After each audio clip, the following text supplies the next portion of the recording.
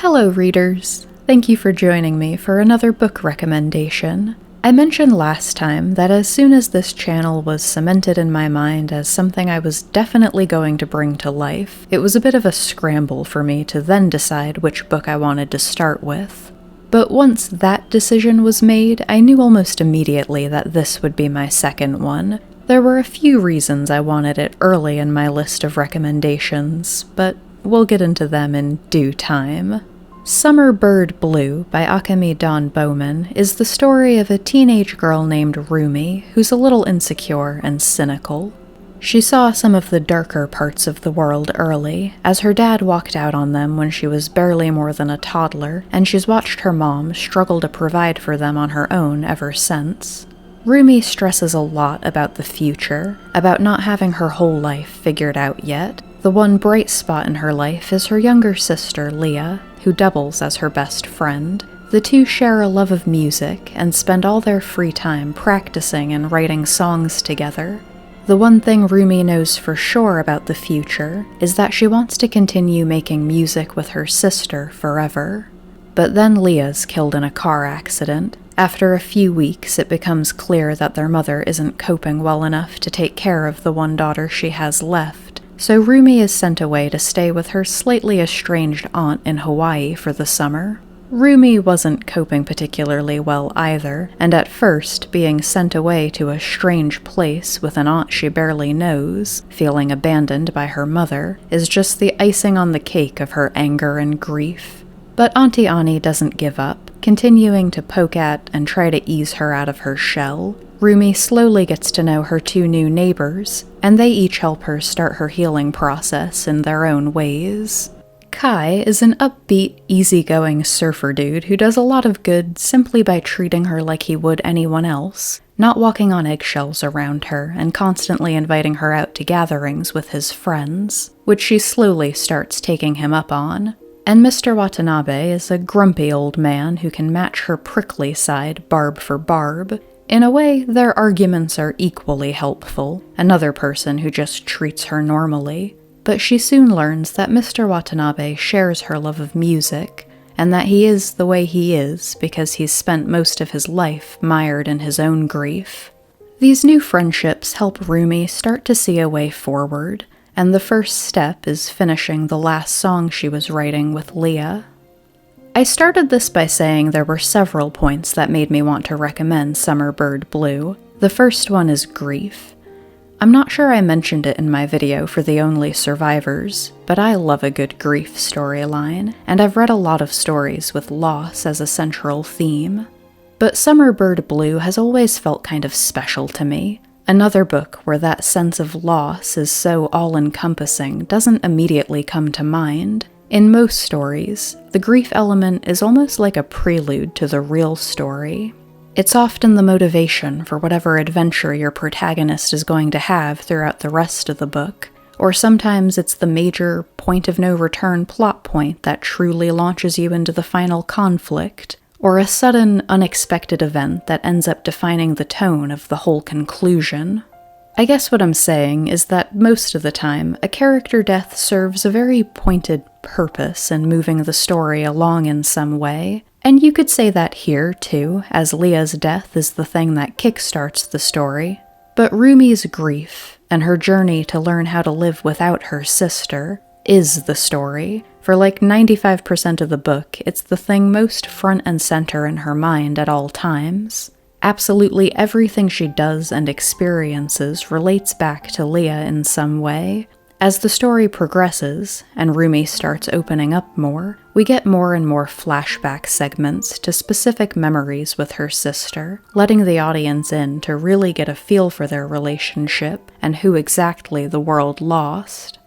Rumi always stressed about making decisions for the future, worrying she'd regret them later and not be able to take them back. That anxiety increased tenfold with Leah's death. The one thing that Rumi and Kai really butt heads over is that his dad's been pressuring him to follow in his footsteps and enlist in the military. He's made it clear that he won't help him with college or support any other path for his future if he doesn't, so even though it's really not what Kai wants, he's agreed to it. His explanation to Rumi is that he's trading 4 years for a lifetime of peace. To which she immediately responds, "But what if you don't get a lifetime? What if you spend 4 years in the Navy and then die in some freak accident? What if those 4 years were literally all you had left?" Aside from what it says about Rumi's grieving process, it's an interesting argument.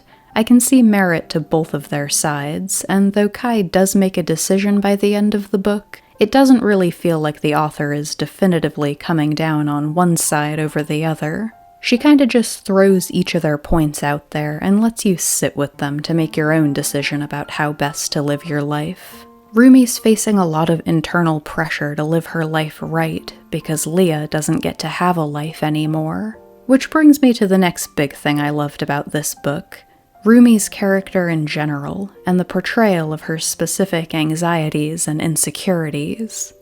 There are 2 parts to this, and I thought long and hard about which one I wanted to start with, but the more I thought about it, the more I felt like one really naturally leads into the other. A real high point of Summer Bird Blue for me is that there is virtually no romance to speak of, which isn't to say it's not addressed at all. Early into their friendship, Rumi mocks to herself that she's living out the classic boy-next-door trope with Kai, which becomes a lot less funny when Kai reveals that he has developed feelings for her. It doesn't go anywhere past an awkward first date because, as she tells Kai, and as we'd seen in some flashbacks, Rumi has already mostly come to the conclusion that she's asexual and some form of aromantic. It was one of many things she was working through with Leah that have kind of been put on hold since she died. But it speaks a lot to what's at the base of her anxieties about the future. She is well into that age where crushes are starting to dictate her friends' decisions. Plans with significant others are taking up their time. She's not hitting those same milestones, and she's starting to feel like she's being left behind. What she actually wants out of her life, the type of future that would actually make her happy, is at war with her desire to feel normal. Rumi's mindset is a fantastic example of why representation matters. It would have had a huge impact on me if I'd found this book as a teenager. That wasn't actually possible because it didn't come out until 2018, but the sentiment remains. Personally, I knew from about as young an age as I can remember that I never wanted to get married. It's kind of comical now, looking back at 10-year-old me, staying up at night angsting over the day my freedom would inevitably end. But when you're only ever shown one blueprint for happiness, when every book and movie you see pushes the idea that there can't be a truly happy ending without a romance, it really does feel as much like an obligation as if it were written into law somewhere. That's what I try to explain to people. It was never what I wanted, but I always figured I would do it anyway. That was just how life worked, right? When I was about 19 and I could no longer push it off as an adult problem, I realized that of course I had a choice, but it really didn't feel that way when I was Rumi's age. Rumi Seto was so incredibly relatable to me that I kind of can't believe someone else created her. In my mother's case, there was a lot of mental illness involved, but I also dealt with an absent parent from the age of about 12 onwards. I never really shared Rumi's pressure to be normal, but she speaks about worrying that her asexuality is indicative of the type of character flaw that allowed her dad to just take off one day and leave the people who loved him behind without ever looking back. As someone who's always been super introverted and tends to find social outings more draining than fun, that just about describes my darkest insecurities in a nutshell. And when you're Rumi's age, living in a society that prioritizes romantic love and nuclear family-type lifestyles the way it does, I think it's kind of natural for your brain to go there, even just fleetingly, to confuse not feeling something all your friends are experiencing with just being emotionally deficient in general. But thankfully, even Rumi can't bring herself to fall too far down that rabbit hole, because it would mean ignoring how fiercely she loved her sister, which brings us to the other side of her insecurities. Rumi always saw herself as Leah's protector, but they were only 2 or 3 years apart, and by the time they were in middle school, they weren't so far apart in terms of maturity anymore. Rumi had a line that really summed it up perfectly, about watching Leah go from being her baby sister, to her little sister, to just her sister in a pretty short time frame. But she was frequently a little jealous of Leah too, who was naturally much more outgoing and bubbly. The way Rumi saw it, easier to love. She'd always suspected her mother loved Leah best. Leah was so lovable she couldn't even really blame her for it. But now that she's gone, now that Rumi's the only daughter left, she understandably takes it as a rejection when she's sent away for the summer so their mom can deal with her own grief. I don't want to spoil how this conflict with her mother plays out, other than to say that it's just as beautiful as every other aspect of this story. Summer Bird Blue was the kind of book I never could have imagined would mean this much to me when I first picked it up. I knew this was going to be a fairly personal review. A part of that was an excuse to put out there now. If you're wondering what kinds of books you'll see recommended from this channel, there probably won't be a ton of romances.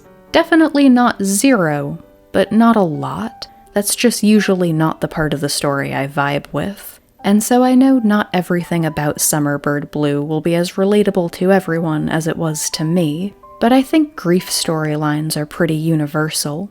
I think most people can relate to having sometimes complicated relationships with their siblings and parents, and I really urge anyone who hasn't read this one to check it out. Thank you for watching.